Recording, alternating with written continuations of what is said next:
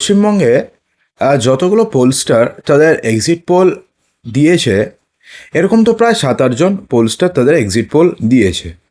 তো এখন ব্যাপারটি হচ্ছে বিভিন্ন পোলস্টার বিজেপিকে বিভিন্ন রকমের আসন দিয়েছে এবং তৃণমূল কংগ্রেসকে বিভিন্ন রকমের আসন দিয়েছে। অর্থাৎ কোনো যে এক্সিট পোলের সাথে একটা এক্সিট পোলের মিলটা কিন্তু খুব একটা পাওয়া যাচ্ছে না।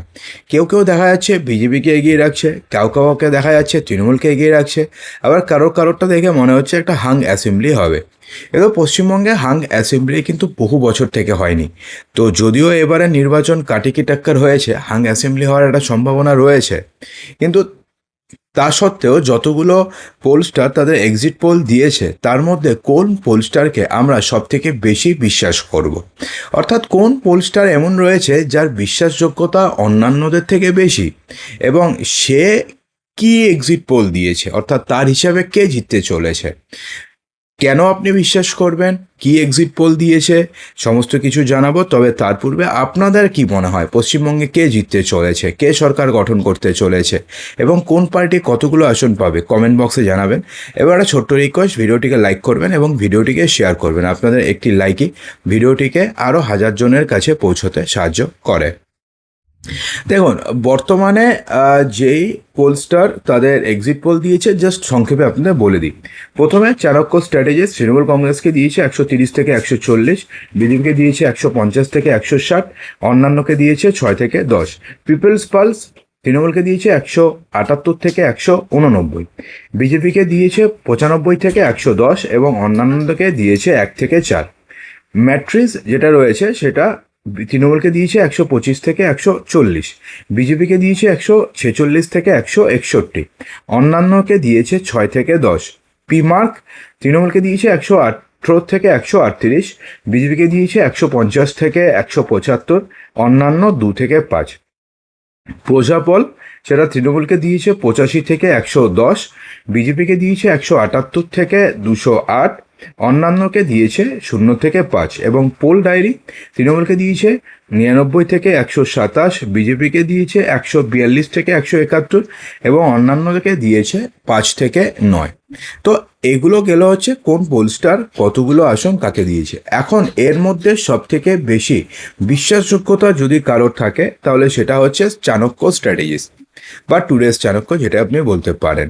তার কারণ কি? তার কারণ হচ্ছে 2019-এর লোকসভা নির্বাচনে তিনি সব থেকে এক্স্যাক্ট বলতে পেরেছেন, এবং 2021-এ সব থেকে বড় ব্যাপার হচ্ছে 2021-এ যে বিধানসভা নির্বাচন হয়েছিল, যেখানে অন্যান্য যে পোলস্টার রয়েছিল তারা সবাই বিজেপিকে জিতিয়ে দিয়েছিল, কেউ একদম ক্লিয়ার মেজরিটি দিয়ে দিয়েছিল, অর্থাৎ প্রায় 200-র মতন কাছাকাছি। তো সেক্ষেত্রে একমাত্র এই যে চাণক্য ছিল, সেই চাণক্য কি বলেছিল যে না, তৃণমূল ক্ষমতায় আসবে। সেক্ষেত্রে তৃণমূলকে আসন সংখ্যা দেওয়া হয়েছিল প্রায় 178 থেকে 180-র মতন। সেখান থেকে সে অনেকটাই বেশি, অর্থাৎ ইমপ্রুভ করেছে, সেটা তো নো ডাউট বলা যেতে পারে। কিন্তু সেক্ষেত্রে তৃণমূল কংগ্রেস যে ক্ষমতায় আসছে সেটা কিন্তু প্রথমে অর্থাৎ প্রাইমারিলি সেটা আজ করতে পেরেছিল একমাত্র চাণক্য।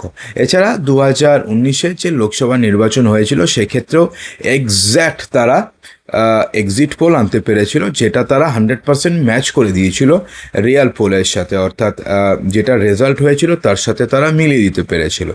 অর্থাৎ এক্ষেত্রে ধরতে গেলে যে চাণক্য যেটা বলছে সেটাকে কিন্তু বিশ্বাস করা যায়, অর্থাৎ কারণ তার ট্র্যাক রেকর্ড ভালো, তারা স্টেট বাই স্টেট প্রতিটি স্টেটে তারা এক্সিট পোল করে এবং তারা অনেক ক্ষেত্রে তারা মিলিয়ে পর্যন্ত দেয়। তো সেক্ষেত্রে চাণক্যটাকে আমরা যদি বিশ্বাস করি তাহলে চাণক্যর মতে তাহলে কি আসন পেতে চলেছে কে?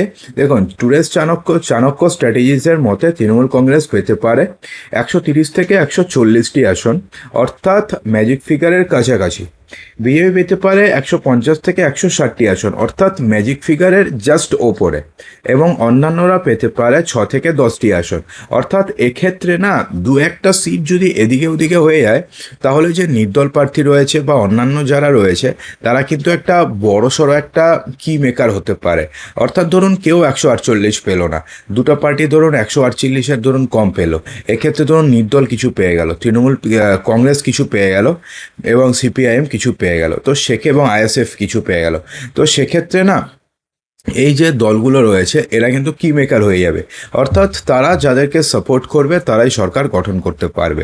যদিও পরবর্তীকালে কি হয়, কারণ আমরা সবাই জানি একটা হর্স ট্রেডিং যেটা আছে সেটা রাজনীতিতে সব থেকে বেশি ব্যবহৃত হচ্ছে আজকাল, হর্স ট্রেডিং অর্থাৎ ঘোড়া কেনা বেচা। তো সেক্ষেত্রে বিধায়ক, এই দলের বিধায়ক এদিকে চলে আসছে, ওই দলের বিধায়ক এদিকে চলে আসছে, এই দলের সাংসদ এদিকে চলে আসছে, বিধায়ক সাংসদ রাজ্যসভার সাংসদ তো আমরা দেখেই আসছি। অর্থাৎ হর্স ট্রেডিং একটা কিন্তু বড়সড় একটা এখন একটা কথা প্রচলিত হচ্ছে। তো সেটা কি হবে না হবে সেটা আমরা যাচ্ছি না, কিন্তু সেক্ষেত্রে টুডেস চাণক্য অর্থাৎ চাণক্যর যদি এক্সিট পোল ঠিক হয় তাহলে পরে সেক্ষেত্রে পশ্চিমবঙ্গে একটা হাং অ্যাসেম্বলি হওয়ার সম্ভাবনা রয়েছে প্রচুর।